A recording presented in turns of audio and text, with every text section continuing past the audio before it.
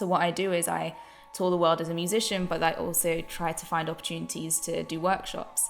And in these workshops, I use music and theatre, as I'm trained as a theatre director, to teach history and allow people to empathize through different drama activities and games and music.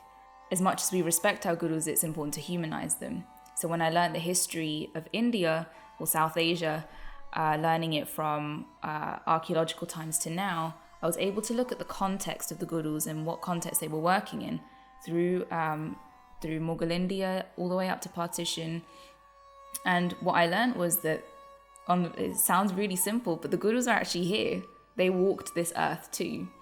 And if Guru Nanak could walk that long and play music, if Guru Gobind Singh could fight battles and write poetry, that's inspirational, you know. And sometimes we look at the gurus and tell these amazing miracle stories and hagiographies of Guru Nanak did this. But what I feel like, as much as they're inspirational stories, I feel like that distances us from the gurus and their teachings. The gurus' teachings were extremely basic, you know, and they humanized spirituality in a way that we're unable to. So I guess what I'm trying to say is that as much as the gurus should be revered and respected and you know, have a halo around them, it's also important for us to realize that they were like us too, and we can do the things and we can practice what they preached. And I think that's why they preached it to us, because they believed we could.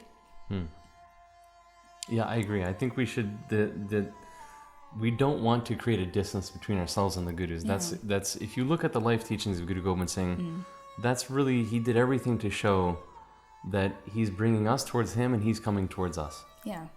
And that's kind of the way I look at spirituality, is as much as meditation can mean sitting on a rock somewhere with your eyes closed and listening to silence, for me, meditation is doing all these things. The moments that I connect with people and I'm practicing my truth and what I believe I was put on this earth to do, that for me is a meditation.